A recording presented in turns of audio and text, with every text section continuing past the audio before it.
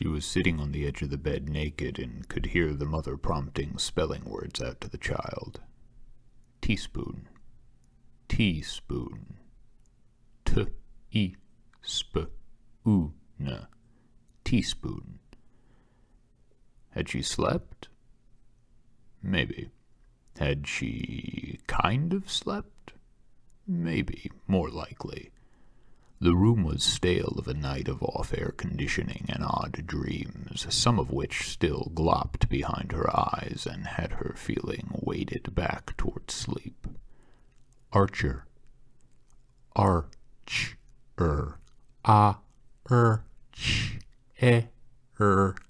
Archer. There was a melodious patience to the mother's voice.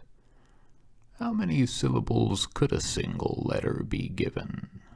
The mother enjoyed breaking the words, enjoyed breaking them more than was wholly necessary. Saying the words, broke, saying each part as its own word, own words, wanting to instill that magic nothing to do with the lesson or reality.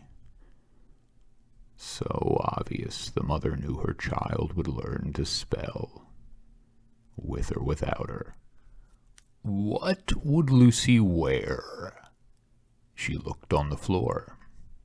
There was the dress and 2 pairs of panties, both of which she'd worn and discarded yesterday, and there was 1 sock and a glove that had been on the floor for a month. Yes, glove floor a month, sure thing, she says, stretches and still is not sat up, for whatever reason this morning rather liking her nudity, though not regarding it. She liked the feeling of her nudity. This morning, the weight of it. She felt she was a presence. Though her toenails had gotten to be in that state there were not apologies enough for. She thought about vegetables that had gone off, but this was putting it too harshly.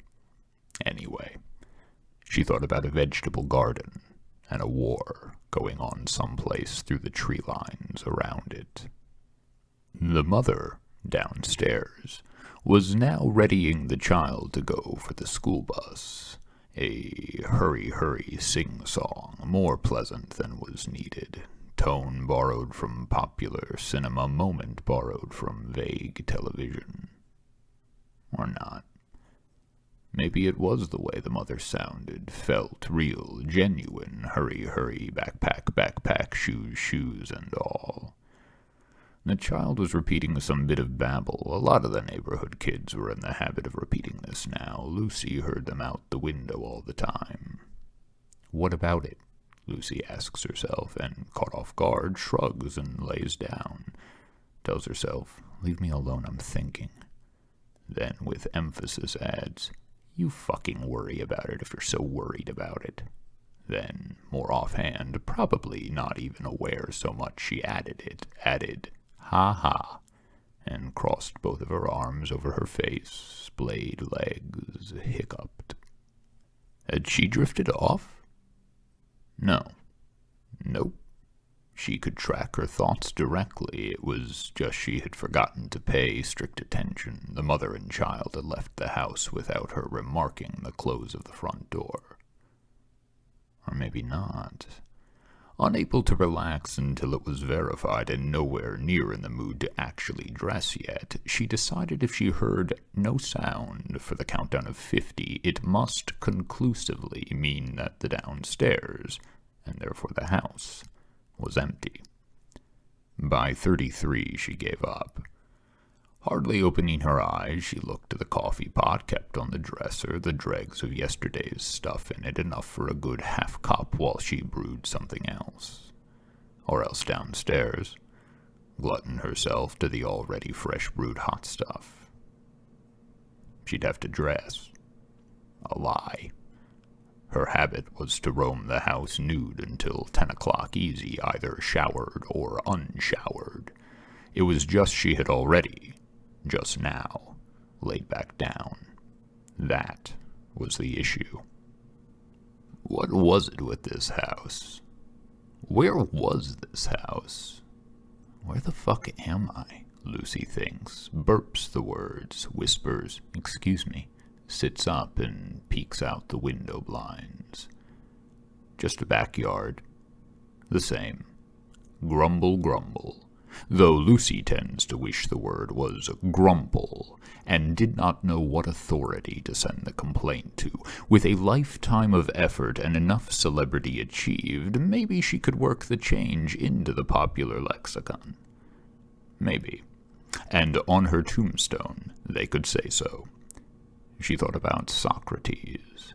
She thought about subscribing to a newspaper, one that wasn't from around the area, the state even, tired of this rink-a-dink news, these rink-a-dink takes on matters of national scale. She thought about opening her closet to discover all of her clothes had been replaced with spider webs, and that leaves bitten through with tiny holes littered the webs.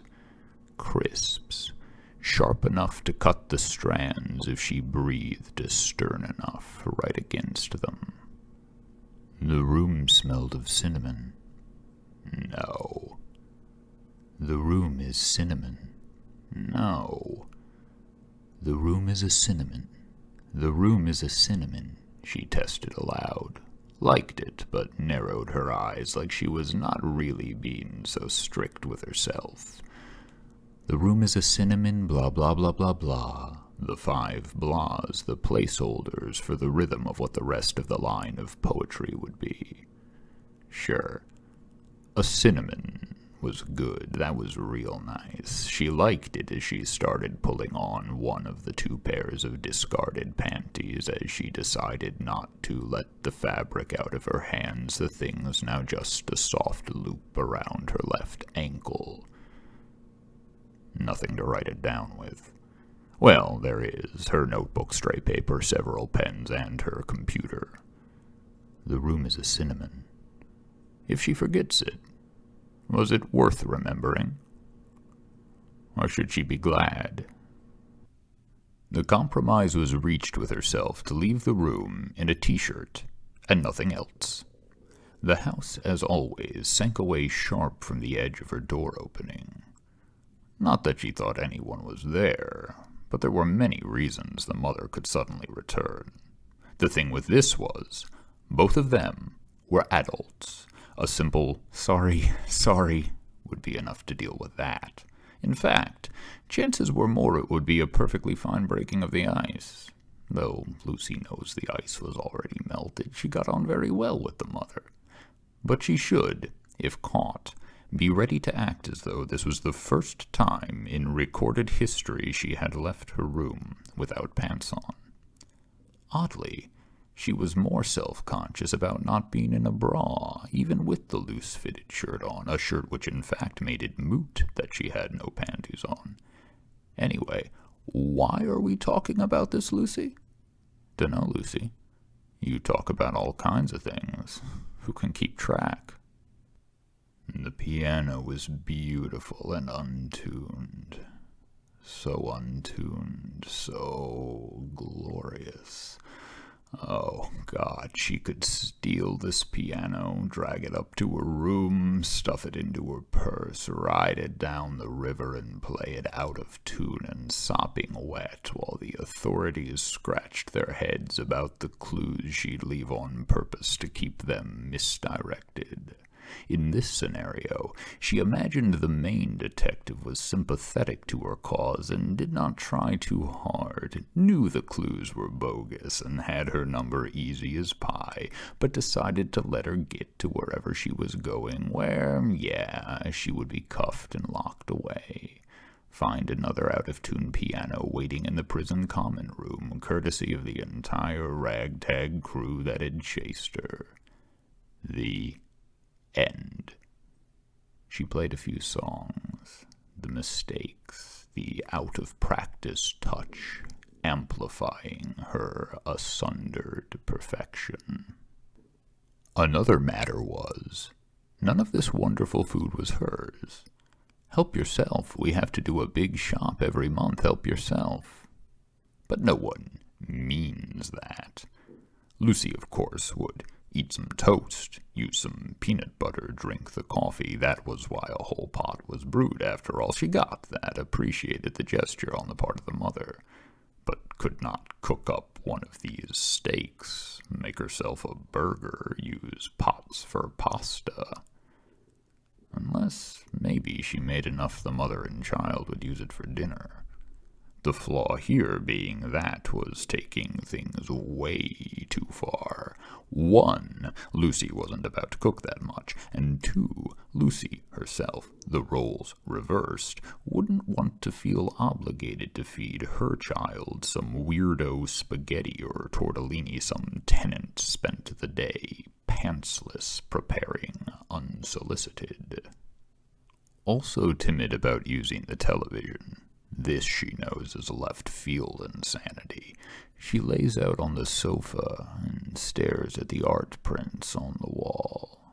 Over in that corner, by a bookshelf that seems never used, the shadows over there seeming dust mote entire. Such an unused, forgotten place, another dimension. Unlooked at art prints. Unpage-spreaded books, air that went there when it was too sick to live, a lonely monster of a room corner that if the family moved would only be packed up with a grudge. Or maybe it wasn't even there. This could all be a hallucination, Lucy. Like the start of some terrific adventure that will test the limits of your nerves and birth new imaginations from you, oh, such that you had no idea. That corner is all yours. Go into it. Join the dead air. The pictures no one painted and no one hung. Think what treasures could be in those books written by no one.